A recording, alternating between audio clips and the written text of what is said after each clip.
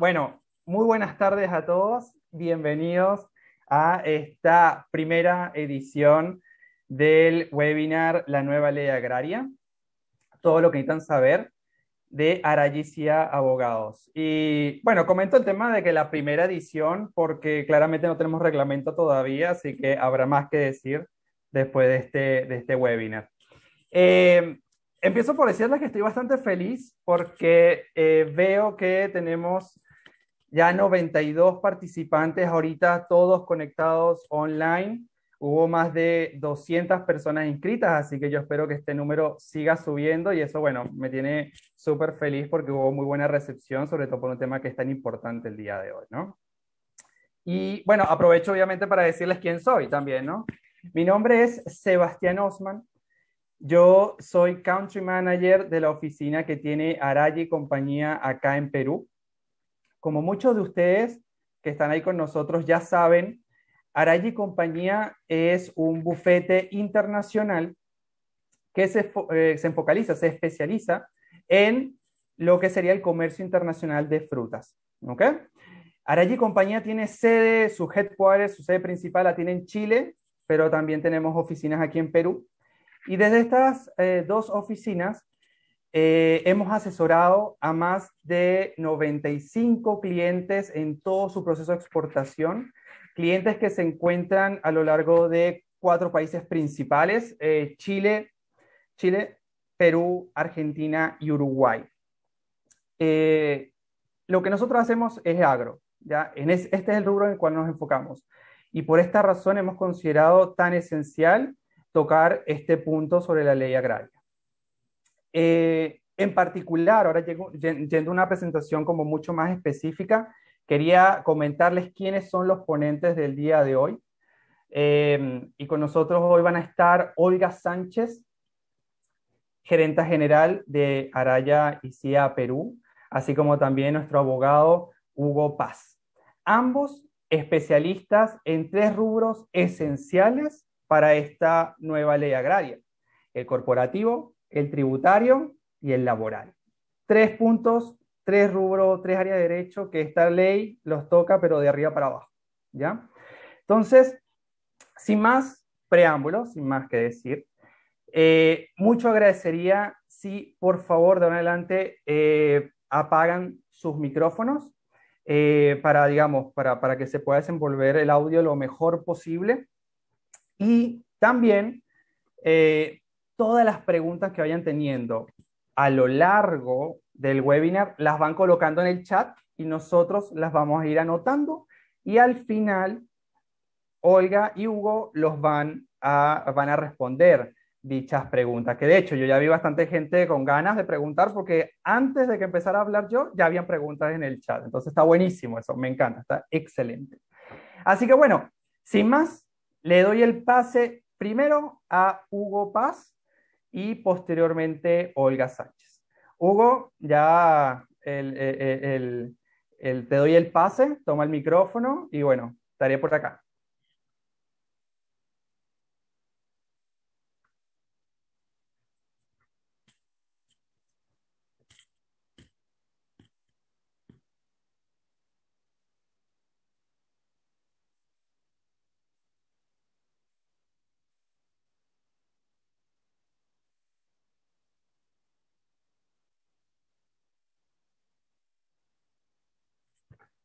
El, el-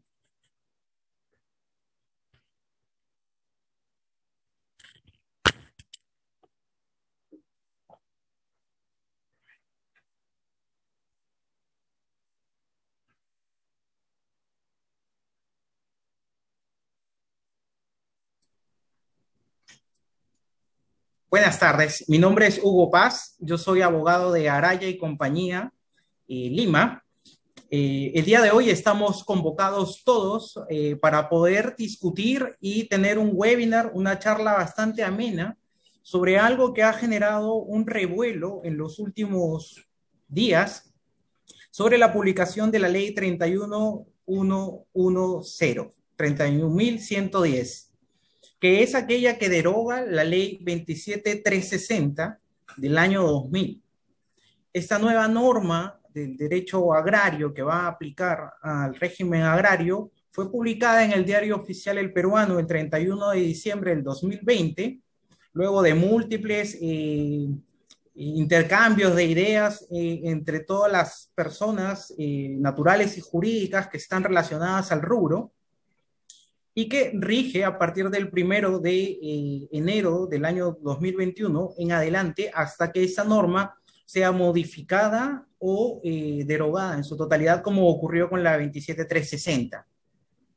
Hoy en día todavía se encuentra pendiente del reglamento, y es por eso que existen algunos vacíos legales que vamos a tratar de complementarlos a lo largo de esta charla.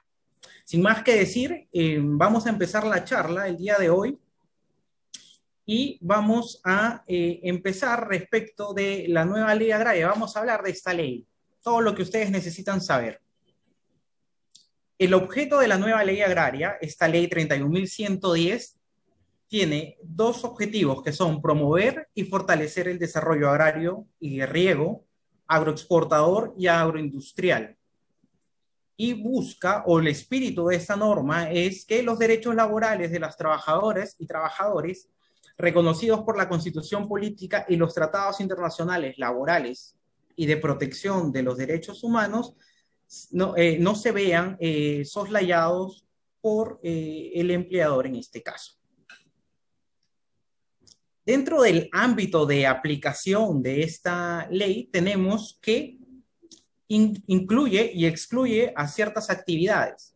Así tenemos que incluye a las personas naturales o jurídicas que desarrollan cultivos y o crianzas, a las personas naturales o jurídicas que realizan actividad agroindustrial, siempre y cuando, esto lo tenemos que subrayar, utilicen productos agropecuarios fuera de Lima y el Callao, y a los productores agrarios.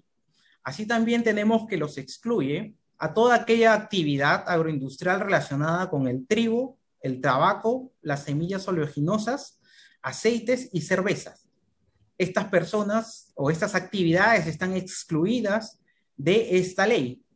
Así también tenemos que el personal de áreas administrativas y soporte técnico de las empresas también están excluidas de la ley. Y también aquellos organizados en asociaciones de productores, siempre y cuando cada asociado de manera individual no supere 5 hectáreas de producción. Delimitado el ámbito de aplicación de esta norma, continuamos con nuestra exposición ya ingresando al régimen laboral agrario, en el cual vamos a desarrollar el contrato, jornada laboral, remuneración básica, la remuneración diaria y cómo esta norma, entre otros, y cómo esta norma empieza a disgregar ciertos conceptos, mantiene algunos, a diferencia de la norma derogada, y incluye un nuevo concepto no remunerativo llamado bonificación especial por trabajo agrario beta, que es lo que vamos a exponer el día de hoy también. Entonces ingresamos con la presente diapositiva y tenemos que esta nueva ley indica que los contratos laborales pueden ser determinados o indeterminados. Esto en relación a la antigua ley o a la ley derogada se mantiene y sigue siendo tal cual. Así tenemos que la jornada laboral precisa esta nueva norma que no debe ser exceder a las 8 horas por día o 48 horas por semana, y se puede establecer por convenio entre las partes o decisión unilateral del empleador una jornada inferior a las máximas ordinarias. Pero aquí vamos a desarrollar y vamos a resaltar lo siguiente, que dice sin afectar la remuneración diaria de este trabajador. Esta remuneración básica no puede ser menor a la remuneración mínima vital. Hoy en día la remuneración mínima vital es 930 soles. Sus gratificaciones de este trabajador agrario va a equivaler al 16.66% de la remuneración básica. Y la compensación por tiempo de servicios establece un 9.72% de la remuneración básica. Tenemos que la remuneración diaria equivale a los conceptos de la suma de la remuneración básica dividida entre 30. 30 porque son los días laborales que se van a tomar siempre para poder obtener esta remuneración. De forma facultativa, el trabajador puede elegir recibir los conceptos de CTS y gratificaciones en los plazos que determina la ley, sin que entren a ser prorrateados en la remuneración diaria. Esto es facultativo. ¿Por qué? Porque el trabajador va a ser quien elija recibir su CTS y su gratificación en el plazo que pueda determinar la ley. Entiéndase que para la CTS tenemos mayo y noviembre, y para la gratificación tenemos julio y diciembre. Pero también es posible y es factible que el trabajador pueda decir, ok, yo lo quiero tener prorrateado en mi remuneración diaria. Y esto tendrá que informársele al empleador, y el empleador, en base a ello, tendrá que calcular la remuneración diaria de este trabajador. Seguimos con el régimen laboral agrario. Esta nueva ley establece la bonificación especial por trabajo agrario beta, que es algo que ha generado, es un concepto nuevo en esta ley y que ha generado todo un revuelo a nivel empresarial. ¿Por qué? Porque incrementan costos en el salario que van en beneficio del trabajador, pero aumentan costos para el empresario. Entonces, esta norma lo que dice es que el trabajador adicionalmente va a recibir un 30% de la remuneración mínima vital con carácter no remunerativo. Y el beta se va a pagar mensualmente o en proporciones diarias en función al número de los días laborados por este trabajador. Este trabajador también va a tener el derecho de vacaciones, y las vacaciones siguen siendo los 30 días por año de servicio, y va a ir en función al tipo de contrato que tenga este trabajador. Las vacaciones truncas se calculan en base a los días trabajados y corresponde al 8.33% de la remuneración básica. Respecto del despido arbitrario, tenemos que en el caso del despido arbitrario, antes se establecía 45 remuneraciones básicas con un tope de 360. Hoy en día, esta nueva ley establece una indemnización equivalente a 45 remuneraciones diarias. Esa es la diferencia. Por cada año completo de servicios, con un máximo de 360 remuneraciones diarias. Y las fracciones anuales se van a pagar en 12avos o 30avos, como corresponde. En relación a las horas extras, se deben pagar las horas extras en la misma ocasión en la que se pagan las remuneraciones. Por las 2 primeras horas, esto es algo que ha sido incluido en esta ley, por las 2 primeras horas no podrá ser inferior al 25% por hora calculado sobre la remuneración básica del trabajador, y del 35% para las horas restantes. Es decir, progresivamente esta ley lo que me está como empleador, en el caso de los empleadores, es estipulando un tope mínimo respecto del cual yo tenga que pagar al trabajador un porcentaje en función a las horas extras laboradas por este trabajador agrario. Sin embargo, también esta ley permite que por acuerdo interpartes entre el trabajador y el empleador podamos compensar este tiempo que yo laboré adicional para la empresa agrícola con descanso. Entonces, tenemos que esta nueva ley nos da progresivamente un porcentaje que va incrementándose en función a las horas extras laboradas por el trabajador agrario. Así también habla de las utilidades, que eso es algo que la norma anterior, si bien no establecía un porcentaje, supletoriamente aplicábamos el 5% de las utilidades de la empresa para el trabajador. Hoy en día, esta nueva ley agraria establece un incremento porcentual que va en función a periodos anuales, periodos de años.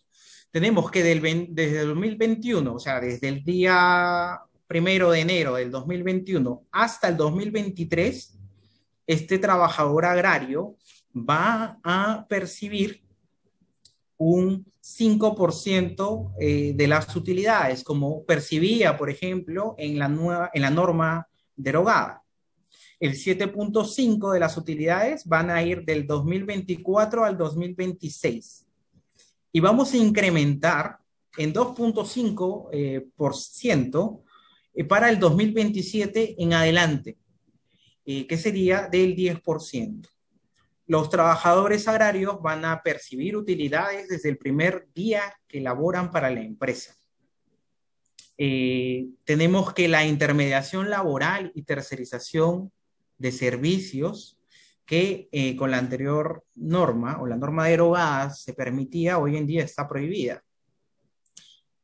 Así también tenemos que la asignación familiar se sigue manteniendo igual a la norma derogada, que va a ser proporcional a los días trabajados cuando corresponde, de acuerdo a lo dispuesto por la ley 25.129, que es la ley de asignación familiar para trabajadores de la actividad privada. La jornada laboral nocturna, eso es algo también novedoso, dice que entre las 10 de la noche, o sea, entre las 22 horas y las 6 de la mañana, 6 a.m., tiene una sobretasa del 35% de la remuneración mínima vital. Y esto es algo que también se ha establecido en esta nueva ley agraria. Para poder aterrizar lo que hemos conversado hace unos minutos, el nuevo sistema de pagos que debiéramos tener en cuenta es el siguiente. Esto está en función a 930 soles, que es la remuneración mínima vital. Entonces tenemos que la norma nos hablaba de que la remuneración mínima vital para obtener la remuneración básica tenía que ser dividida entre 30, entonces tenemos 31 soles.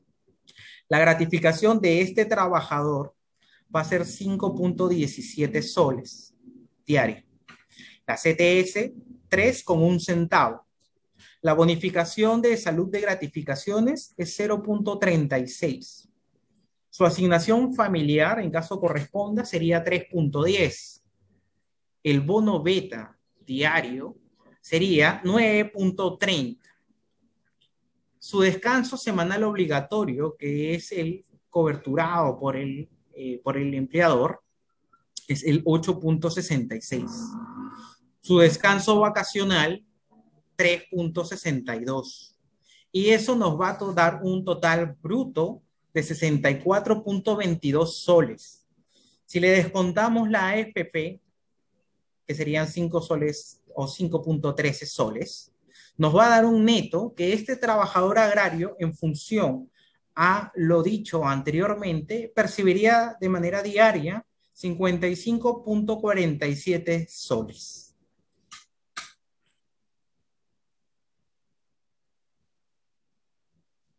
Esta nueva ley establece el derecho preferencial de contratación. Y esto es algo que es bastante criticado por algunos juristas porque lo que se indica es que este derecho preferencial de contratación va en contra de la Constitución Política del Perú respecto de la libertad para contratar, en este caso de los empleadores. ¿Por qué? Porque les da un derecho a los trabajadores para poder ser preferentemente contratados en alguno de los supuestos que vamos a desarrollar ahora. Entonces, es una figura bastante,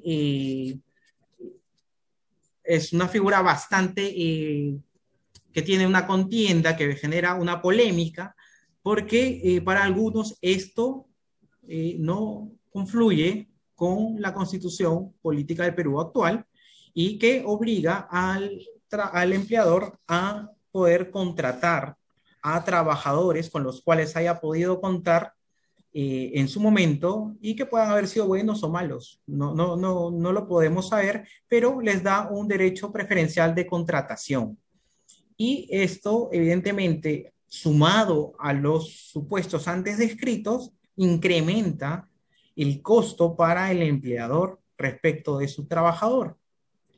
Entonces, retornando al artículo cuarto de la ley, de la nueva ley, la 31.110, tenemos que esta norma establece que la contratación de un trabajador agrario por pequeños plazos dentro del periodo de un año que superen los 2 meses, le da derecho a ser contratado preferentemente cada vez que el empleador contrata trabajadores, subráyese, en la misma línea de cultivo. Si el trabajador es contratado bajo la modalidad de contratos intermitentes, de temporada o similares por un mismo empleador 2 veces consecutivas o no consecutivas, tiene preferencia a ser contratado por el empleador en las siguientes temporadas. También la norma dice, si un trabajador agrario labora para varios empleadores bajo contratos estacionales o de temporada, cubriendo un año completo en empresas vinculadas, la norma va un poco más allá. Ahora nos habla de empresas vinculadas. Gana el derecho preferente para ser contratado por las mismas empresas en las siguientes temporadas. Sigue este artículo indicándonos que las empresas que tienen cultivos diversos cuya estacionalidad conjunta cubre todo el año, si contratan a un trabajador por lo menos 2 temporadas en un mismo año, este debe ser contratado preferentemente en las siguientes temporadas. La norma nos da una luz, más o menos, una idea de cómo se llevará a cabo este tipo de contratación, ¿no? Esto evidentemente va a estar regulado en el reglamento cuando sea publicado. El empleador, lo que dice esta norma es que el empleador convocará al trabajador instándolo a presentarse en la empresa, explotación o establecimiento dentro de los 15 días anteriores al inicio de esta temporada. Y si el trabajador no lo hace, va a caducar su derecho a solicitar la readmisión en el trabajo. Entonces, este artículo entenderíamos que va a ser bastante desarrollado en el reglamento que se publique. ¿Por qué? Porque también este artículo nos indica que el comportamiento, por ejemplo, fraudulento de una empresa para evadir dolosamente los supuestos que constituyan el beneficio a favor de este trabajador, si se descubre, si se detecta que se está buscando eludir esta forma de contratación al trabajador, será considerada como una falta muy grave. Y evidentemente tendrá una multa por parte de la SUNAFIL, la cual activamente estará desde el 1 de enero del 2021 en adelante, fiscalizando que los empleadores puedan cumplir con este artículo.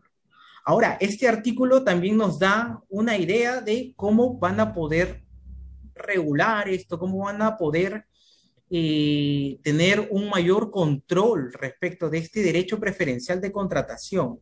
Nos dice que el Ministerio de Desarrollo Agrario y Riego y el Ministerio de Trabajo, de manera conjunta, van a implementar un registro electrónico donde consta conocer la historia de este trabajador, las fechas y las empresas para las cuales trabajó, así como las remuneraciones que percibió durante esos periodos.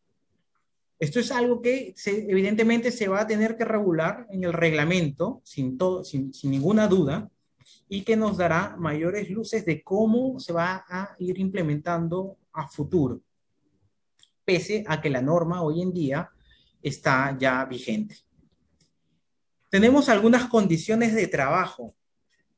En las condiciones de trabajo nos quedan todavía algunas dudas, por desarrollar y probablemente esto sea de manera conjunta con el reglamento desarrolladas para ver si son obligatorias o no. Sin embargo, en sus condiciones de trabajo, tenemos que la movilidad por parte del empleador a favor del trabajador va a depender mucho de lo que se puede establecer en el reglamento. Los comedores sí corresponden a los empleadores.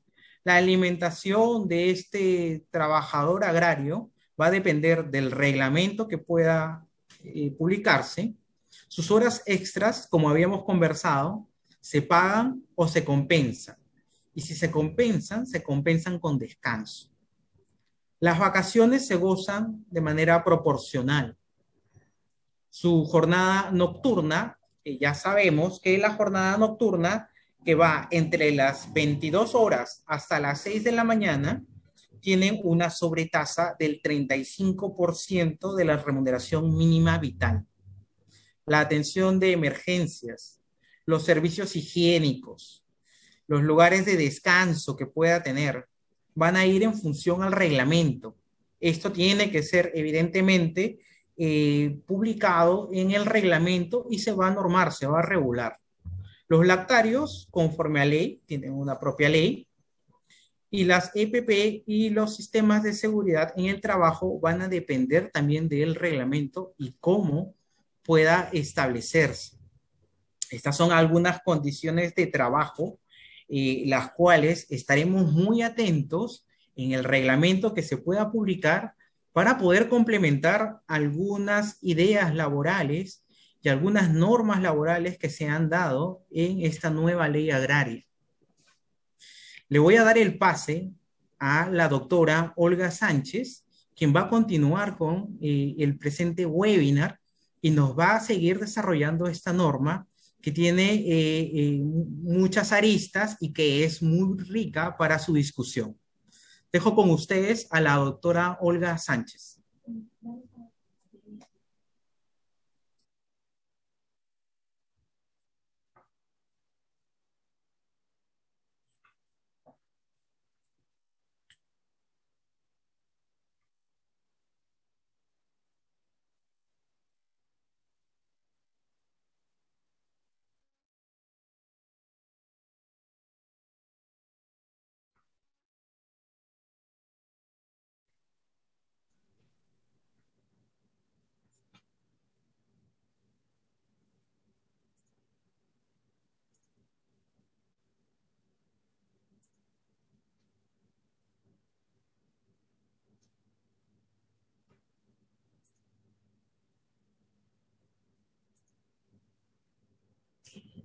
Buenas tardes, les saluda Olga Sánchez. Para continuar con la exposición que dejó Hugo, pasemos a examinar las condiciones de trabajo especiales para mujeres y los menores de edad que trae consigo esta nueva ley agraria. En primer lugar, esta ley es más proteccionista en cuanto a la condición de las trabajadoras mujeres y también los menores de edad. O sea, es más explícita en cuanto a sus prohibiciones. Está la prohibición del trabajo infantil y de menores de edad, la prohibición de actos de discriminación, violencia, acoso u hostigamiento, la prohibición de despido a trabajadoras en estados de gestación o periodo de lactancia. Lo que dice es que los empleadores tienen que implementar lactarios para sus trabajadoras en las zonas de trabajo. Se tienen que implementar también programas de capacitación en cuanto a temas de derechos humanos con enfoque de género para supervisores o personal que interactúa de manera directa con las trabajadoras sin tener en cuenta la jerarquía. También está el derecho al descanso del pres y postnatal y también el derecho a lo que es la lactancia, subsidio por maternidad, conforme a las normas con rango de ley. Ahora, esta norma también lo que hace es fortalecer a la SUNAFIL, que es la Superintendencia Nacional de Fiscalización Laboral, en cuanto a que tiene que velar porque estas condiciones de trabajo o estas nuevas condiciones de trabajo especiales se respeten, incrementando o implementando también nuevas sanciones por el incumplimiento de estas, ¿no? Por parte del empleador. También tenemos lo que es que la nueva ley dedica un artículo, especialmente el artículo 8, a lo que son los derechos colectivos. Dentro de los derechos colectivos tenemos la negociación colectiva y lo que es el derecho a la sindicalización. Ambos son derechos que son reconocidos en la Constitución política. Entonces, esta ley lo que también es promueve la libertad sindical, la negociación colectiva y el derecho a la huelga. Se ve que hay un empoderamiento de los líderes sindicales y los sindicatos.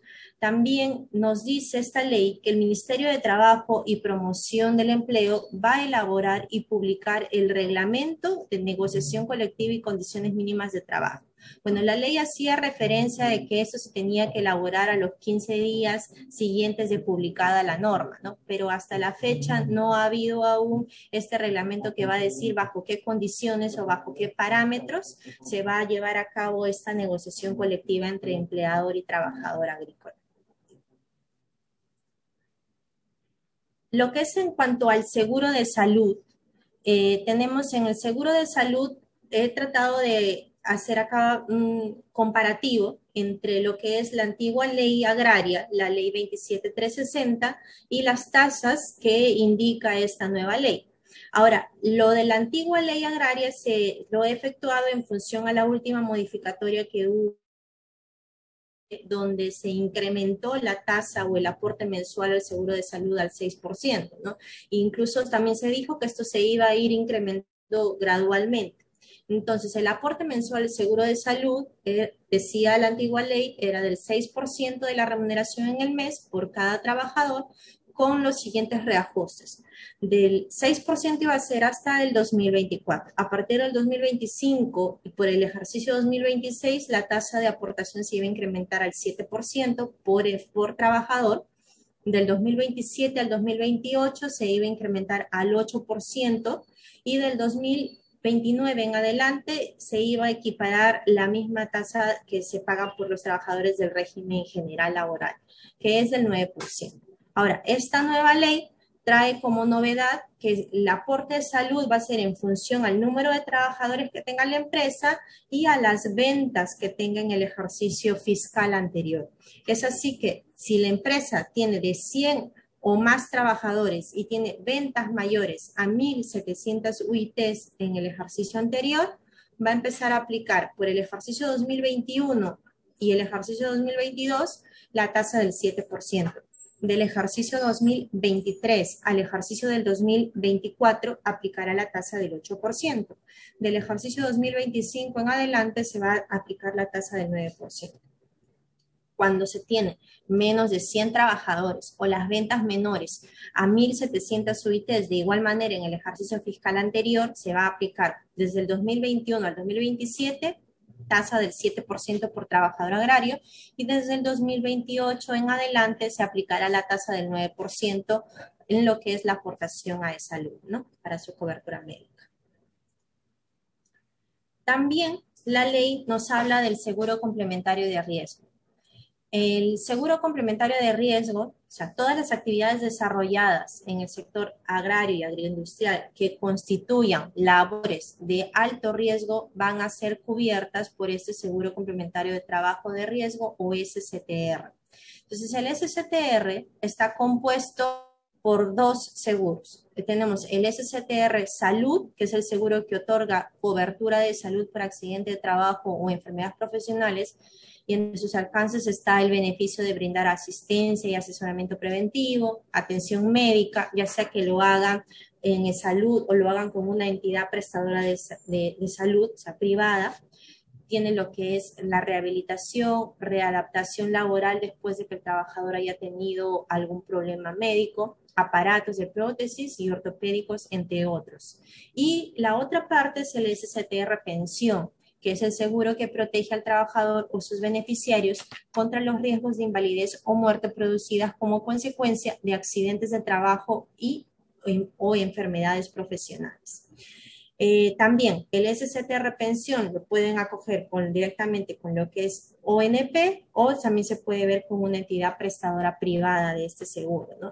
De igual manera, la misma norma en el artículo 9 decía que mediante decreto supremo refrendado por el Ministerio de Salud se tienen que determinar las labores de alto riesgo comprendidos dentro de esta norma, porque hasta el 31 de diciembre del 2031, del 2020, había un listado de qué actividades agrícolas estaban comprendidas como de alto riesgo, pero con esta nueva modificatoria se entiende que también se tienen que ampliar la cobertura de las actividades consideradas como de alto riesgo para que el empleador pueda afectar a los trabajadores agrarios a este seguro.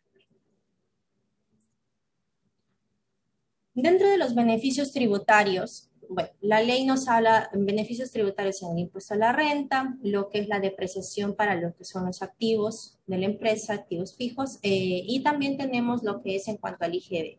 Empecemos por lo que es el impuesto a la renta. También he hecho un comparativo de lo que señalaba la antigua ley 27360 con lo que son las nuevas tasas que implementa la nueva ley 31110. La antigua ley no tenía en cuenta los ingresos netos de la empresa. Decía, para todos los contribuyentes estaba vigente la tasa del 15% a la renta hasta el ejercicio 2031, cuando iba a estar vigente dicha ley. Ahora, una vez que esta ha sido derogada, esta nueva ley trae como novedad que también las tasas de aplicación del impuesto a la renta van a ser en función a los ingresos netos de la empresa. Es así que ya sea la persona natural afecta renta de tercera o las personas jurídicas cuyos ingresos netos no superen las 1.700 UITs en el ejercicio gravable, del ejercicio 2021 al ejercicio 2030 van a aplicar la tasa del 15%. Del ejercicio 2031 en adelante aplicarán la tasa del régimen general. Actualmente la tasa del régimen general que se aplica es del 29,5%. De igual manera, para las personas naturales o jurídicas cuyos ingresos netos superen las 1.700 UITs en el ejercicio gravable, ahí sí va a ser escalonado y va a ir en un aumento progresivo. Del 2021 al 2022 van a aplicar la tasa del 15% del impuesto a la renta anual. Del 2023 al 2024 se aplicará la tasa del 20%, del 2025 al 2027 van a aplicar la tasa del 25% y del ejercicio 2028 en adelante se aplicará la tasa del régimen general, la misma que les indiqué que es la tasa del 29,5% actualmente. En cuanto a la depreciación, eso no ha variado. La misma norma mantiene que van a poder depreciar en razón del 20% anual el monto de las inversiones en obras de infraestructura hidráulica y obras de riego. De igual manera va a ser en cuanto al impuesto general de las ventas, que podrán acogerse al régimen especial de recuperación anticipada de dicho impuesto. Ahora, lo que sí señala esta norma es que estos beneficios tributarios se van a aplicar hasta el 31 de diciembre del 2025, excepto lo que es el pago del impuesto a la renta, que ya han establecido los parámetros de tasas a aplicar en función a los ingresos netos que tenga cada contribuyente en un ejercicio grabado. Ahora, esto es... esta fecha aproximada que indica que los beneficios tributarios se van a aplicar hasta el 31 de diciembre, ojo que también puede ser variado, porque muchas oportunidades, cuando un beneficio está a punto de vencer, se emite una resolución que indica que se puede prorrogar por un ejercicio más o por 2 años más. O sea, eso puede variar de acuerdo a algún pronunciamiento de SUNAT una vez cumplido el plazo, ¿no? También la ley, ya en sus disposiciones complementarias finales, hace referencia a lo que es la deducción y el pago a cuenta del impuesto a la renta. Entonces, esta norma, en su segunda disposición complementaria final, nos dice que las personas jurídicas o las personas naturales afectas a la renta de tercera categoría y que estén acogidos a los beneficios de la nueva ley agraria, y mientras este esté vigente, van a poder deducir como gasto o costo para aquellos sustentados con boletas de venta o tickets. Recordemos que las boletas de venta o tickets no dan derecho al crédito fiscal, al sustento de lo que es,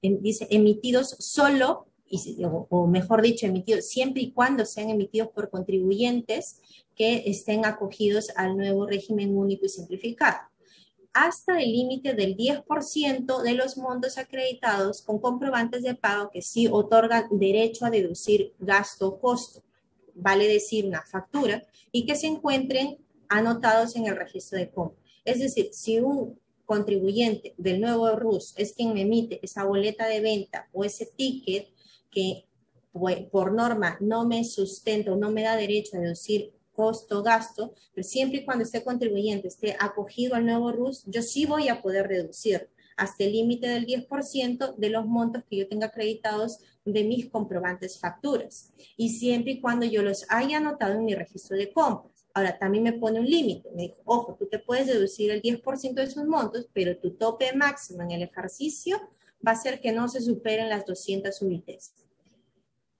Asimismo, también para lo que es el cálculo del pago a cuenta, dice, los contribuyentes del inciso B5 de la ley del impuesto a la renta, afectos al impuesto a la renta con las tasas del 15, 20, 25% o la del régimen general previstas en esta nueva ley, van a efectuar los pagos a cuenta aplicando.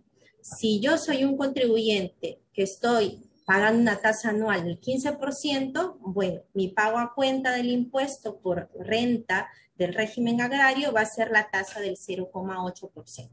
Si soy un contribuyente que estoy afecto a una tasa anual del 20%, aplicaré a mi pago a cuenta la tasa del 1%, mi pago a cuenta mensual. Si es por lo contrario, estoy ya en la tasa del 25% anual, aplicaré la tasa del 1,3% mensual. Y si ya estoy en la tasa del régimen general, bueno, la tasa a aplicar es la del 1,5%, como todos los contribuyentes que están afectos a dicho régimen, ¿no?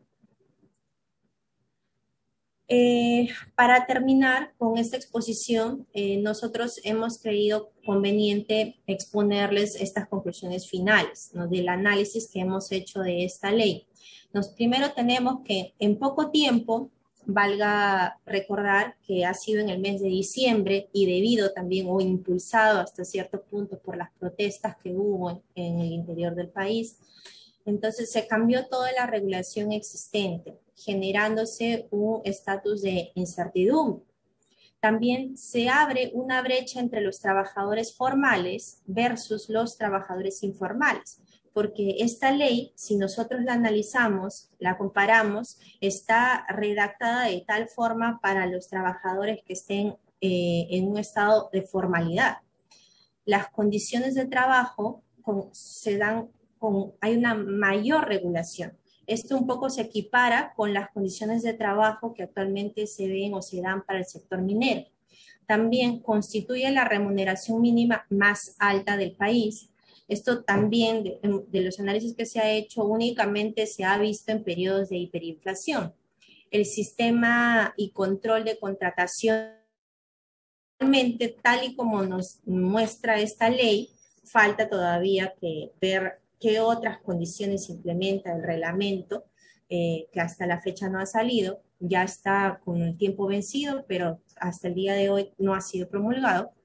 Pero vemos que el sistema de control de contratación es el más regulado del Perú y este exceso de regulación puede conllevar a que para la empresa o para el empleador de repente opte por la tecnificación por parte siendo mejor, a largo plazo siendo más rentable que la mano de obra, es decir, que hacer uso de la contratación de un trabajador, ¿no? Porque si yo tengo que implementar mejores condiciones como empresa, voy a tener que sacar un costo-beneficio. ¿Cuánto es en los salarios que se han incrementado, la implementación del bono beta, las mejores condiciones de trabajo? Puede darse que de repente tecnifiquen más el trabajo agrario o agroindustrial, ¿no? Y con esto nosotros queremos concluir esta exposición y dar pase a la ronda de preguntas. Hemos estado tomando nota de alguna de sus preguntas. Vamos a pasar a responderlas.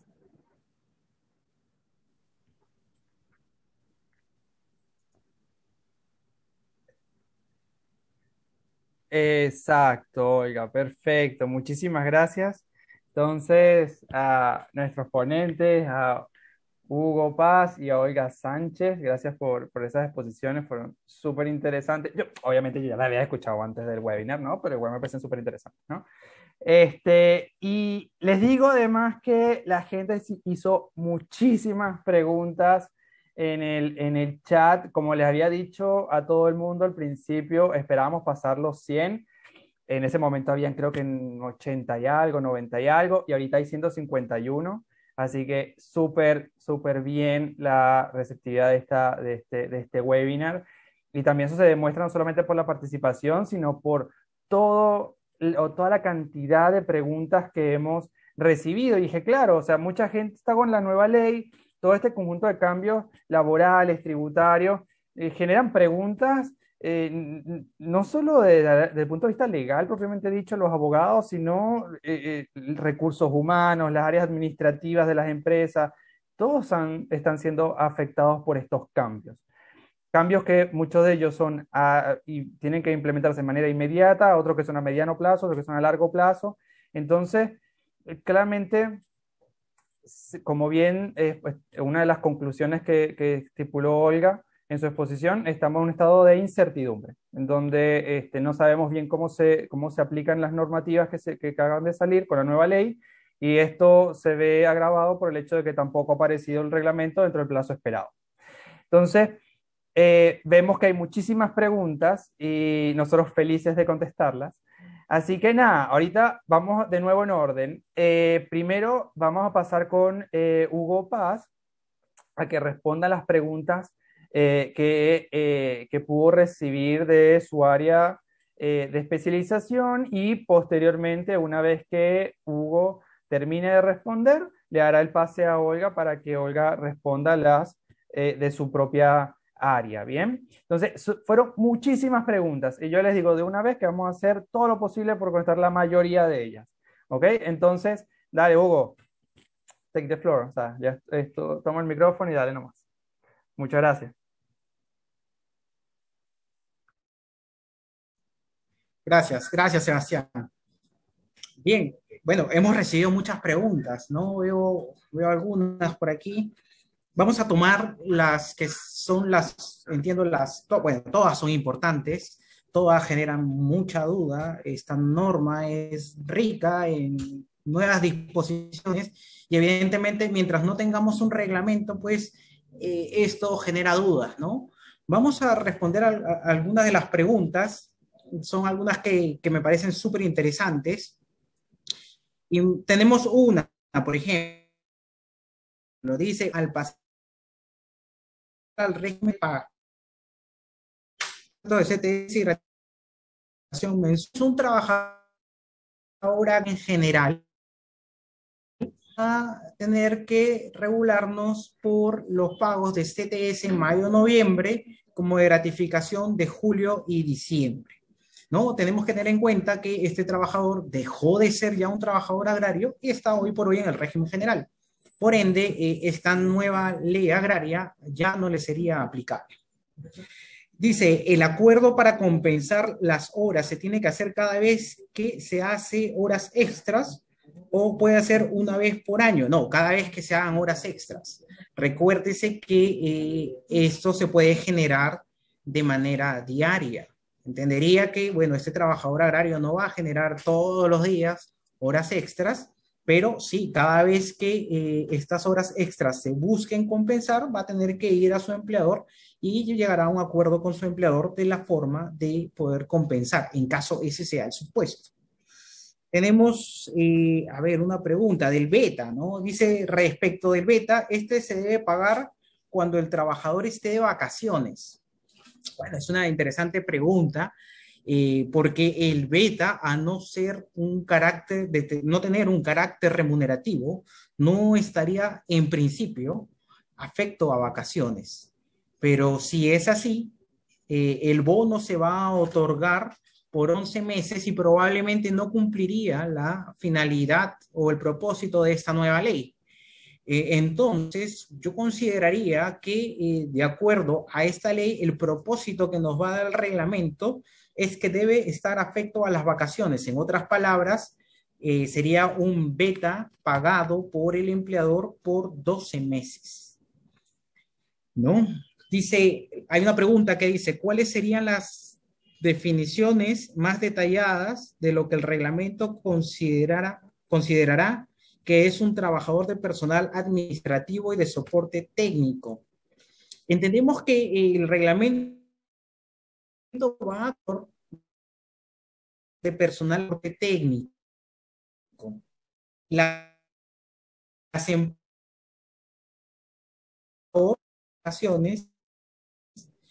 trabajadores como choferes, mecánicos y entre otros puedan ser incorporados entre los empleados que puedan aplicar a este bono.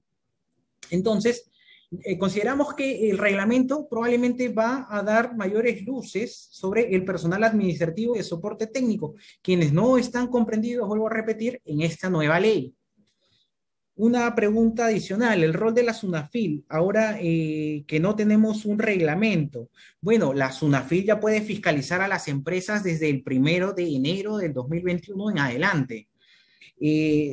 Lógicamente, si no hay un reglamento y muchas empresas están todavía como en el limbo de saber qué es lo que aplico y qué es lo que no aplico y en qué gasto debo incurrir o no incurrir, probablemente la SUNAFIL todavía durante este tiempo, mientras no se dé el reglamento, vaya a hacer una fiscalización bastante ligera, bastante light, ¿no? Para evitar sancionar a las empresas que aún no conocen en detalle cómo se va a aplicar esta nueva ley agraria.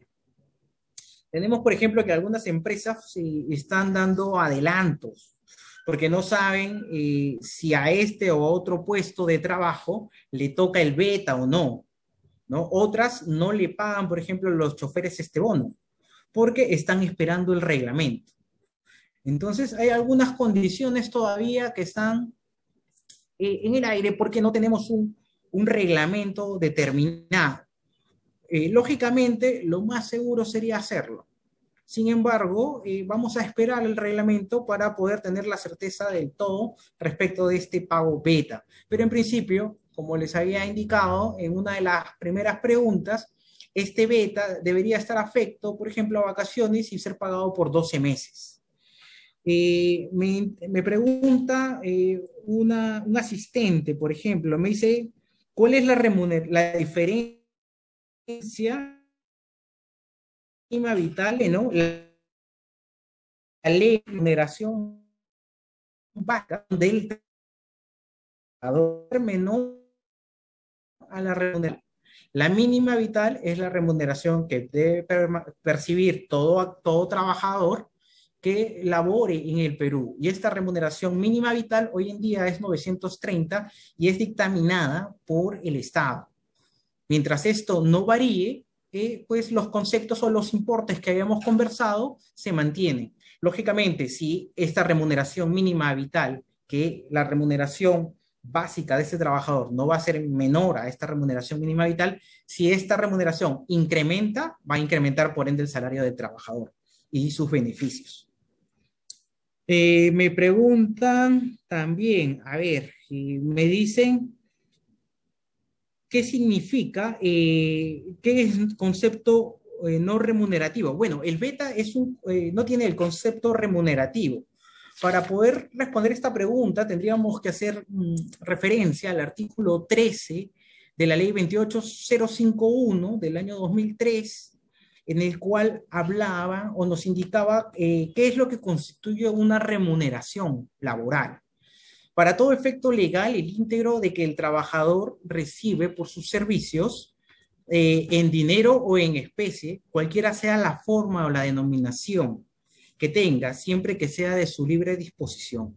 Las sumas de dinero, por ejemplo, que se entreguen al trabajador directamente en calidad de alimentación principal, como desayuno, como almuerzo o como refrigerio, o aquello que lo sustituye al refrigerio o cena, tienen una naturaleza remunerativa y no va a constituir una remuneración computable para para efecto de cálculo de los aportes y contribuciones a la seguridad social. Entonces tenemos que el beta no va a ser considerado dentro de los alcances de este artículo. No tiene la condición de remunerativo para el trabajador. Por ejemplo, ¿cuál es la jornada? Pregunta ya en la norma. Y nos agraria, la jornada nocturna va desde las 22 horas, 10 de la noche, hasta las 6 de la mañana.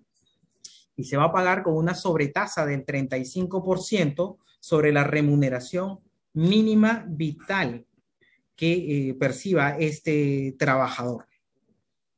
Tenemos una pregunta adicional. Dice, a ver, dice...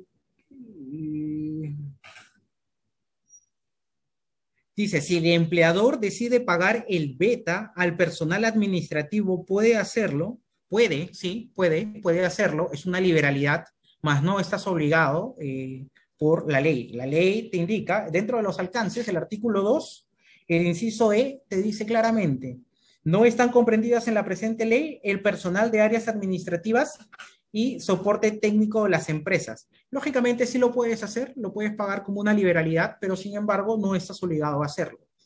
Y siempre que tu personal del cual estemos hablando sea un personal administrativo o de soporte técnico. Sobre la tercerización y la intermediación. Bueno, la tercerización y la intermediación sí está en esta nueva ley agraria, está prohibida. Y está prohibida porque, bueno, la norma lo establece hoy en día en sí. La prohibición, por ejemplo, no es aplicable a los supuestos de ocasionalidad y de suplencia, ¿no? Eso, por ejemplo, tenemos que tener en cuenta. La tercerización e intermediación sí lo establece la nueva ley, pero, sin embargo, los supuestos de ocasionalidad y de suplencia no están prohibidos dentro de estos alcances. Tenemos, dice, el beta de respetar el pago mensual o la suma de los 12 meses al año. Bueno, la ley lo que dice sobre el beta es bastante escueta, que entiendo que lo va a desarrollar, pero lo que te dice que o en proporción es dimensión al número de trabajador, que el beta son el 30% de la remuneración mínima vital de este trabajador, ¿no? Un aproximado de 279 soles mensuales, los cuales si los vas a pagar de manera diaria, ese importe lo dividimos entre 30. ¿Sí? Bien, hay algunas otras preguntas que Olga Sánchez va a contestar y doy el pase para que pueda continuar con la absolución de consultas. Bien.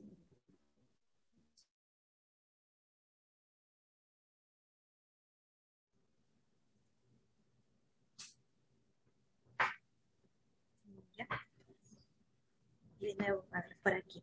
Bueno, para pasar a responder varias de sus consultas, las tengo acá. Permítame que las voy a leer porque no me las he aprendido todas. Tengo una de las preguntas, o la primera pregunta, dice, buenas, para el pago a cuenta del impuesto a la renta del mes de enero, ¿puedo utilizar el porcentaje del 0.8% o se tiene que esperar la publicación del reglamento? Bueno, la misma ley en la disposición final nos dice ya que si yo estoy dentro de la tasa anual o sea, que yo ya he previsto que estoy en la tasa anual y me corresponde aplicar la tasa del 0,8% por el pago a cuenta mensual. El reglamento hasta la fecha no ha salido. Se entendería que las obligaciones de enero ya estamos en vencimientos, algunos de ellos ya se han empezado a presentar las declaraciones mensuales de acuerdo al dígito, al último dígito del RUC. Entonces, si tú ya hiciste tu proyección o ya se hizo la proyección que estoy dentro del 15%, me corresponde, bueno, por el ejercicio también, yo puedo aplicar el 0,8 porque la norma nos daba como un plazo límite que el reglamento o el primer borrador del reglamento tendría que salir publicado al 30 de enero, pero ya estamos 18 de febrero y hasta la fecha y tampoco hay un pronunciamiento de SUNAT respecto al cálculo. El reglamento no va a cambiar el monto del cálculo. A lo mucho es que este tiene que especificar el tema del acogimiento, el tema de la pérdida del régimen, como lo hacía el reglamento de la derogada ley 27360, ¿no? Si estoy en la fecha ya del vencimiento y me corresponde a mí en mi proyección anual la tasa del 15%, yo podría aplicar para el pago a cuenta de enero, si ya cuento con todos los requisitos para acogerme a esta nueva ley, porque también tengo que ver cuál es el objeto de la ley y si yo estoy dentro de entonces yo puedo aplicar el cálculo del pago a cuenta del 0,8. Asimismo, también tenía otra consulta sobre el acogimiento que normalmente se hacía en enero de cada ejercicio. Se tenía que presentar en esa parte de SUNAT el formulario 4888.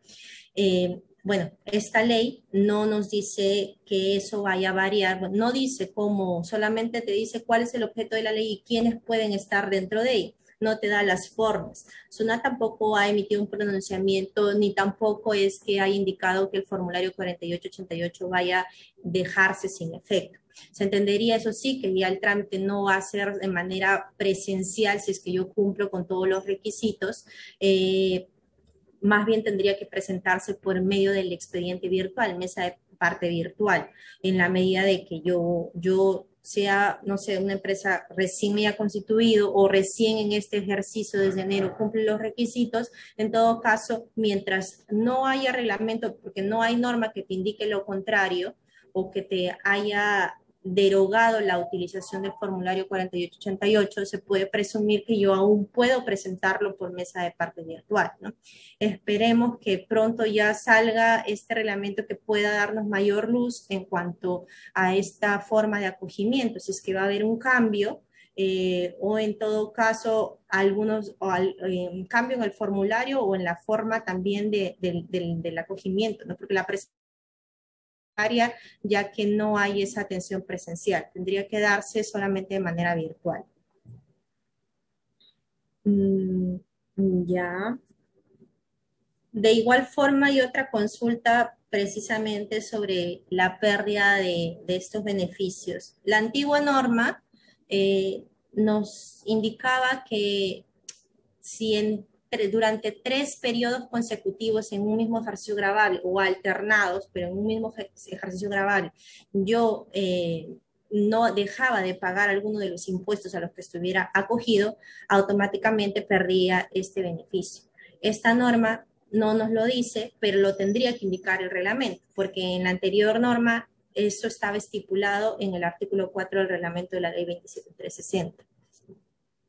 Entonces, para esa respuesta todavía tenemos que esperar, que igual se reglamente para poder saber si se va a mantener los requisitos para la pérdida de este beneficio. Luego, tengo acá del SCTR pensión, si es obligatorio para todas las empresas agrícolas. Bueno, el SCTR más que todo, el seguro complementario de riesgo va a ser en función a la actividad agrícola o agroindustrial considerada de riesgo.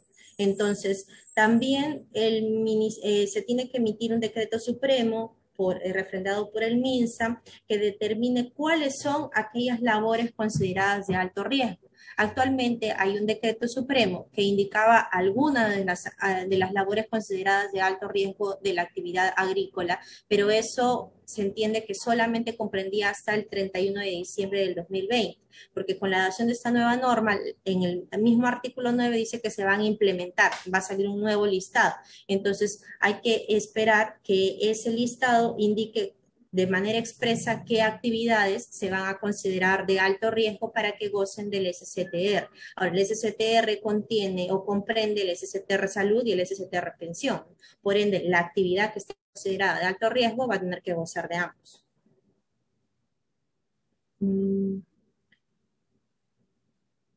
Ya, dice, en las condiciones de trabajo de la presente ley hace mención de las capacitaciones en tema de derechos humanos, pero ¿qué temas serían para el sector agrario? Efectivamente, la norma lo que dice es que el empleador debe implementar programas de capacitación en temas de derechos humanos con enfoque de género, porque esto está dentro de las condiciones de trabajo especiales para trabajadoras mujeres y para los menores de edad. En este caso, ese es el nombre del artículo, ¿no? No es que los menores de edad puedan, se pueda contratar a menores de edad, porque está prohibido el trabajo infantil, sino lo que dice es, sí se van a implementar estas capacitaciones en cuanto a derechos humanos, pero direccionadas a enfoque de género. Más que todo que está, se entendería, dice la norma que, o lo dice textualmente, está prohibida la discriminación, ejercer violencia, acoso, hostigamiento, en todo caso cualquier tipo de acto que pueda vulnerar a la trabajadora mujer. Entonces se entendería que estas capacitaciones van a ser direccionadas a ello, así como también al trato de la madre gestante o de la madre que está en periodo de lactancia, por así decirlo, ¿no? De igual forma, estas condiciones tienen que estar mayor determinadas o mejor expresadas en el reglamento, pero hasta el momento de lo que contiene la ley van a ser en función a ello las capacitaciones. En la tasa del impuesto a la renta no es coherente que las empresas de mayor ingreso recién a partir del 2031 pagaran el 29,5%, mientras que las pequeñas a partir del 2028 ya estarían pagando la tasa del 29,5%. Lo que la norma dice en cuanto al beneficio tributario del impuesto a la renta es que las empresas cuyos ingresos netos no superen las 1.700 UITs, o sea, no superen las 1.700 UITs en el ejercicio gravable, haciendo mi proyección, del 2021 al 2030 van a tener la tasa del 15%. Y es recién a partir del 2031 en adelante que se va a pagar si es que se mantuviese la misma tasa del régimen general actual, que es la del 29,5%. Son más bien las empresas cuyos ingresos netos superen las 1.700 UITs las que en el ejercicio gravable a partir del 2028 en adelante van a pagar la tasa del 29,5% si es que se mantuviese la tasa del régimen general actual, ¿no?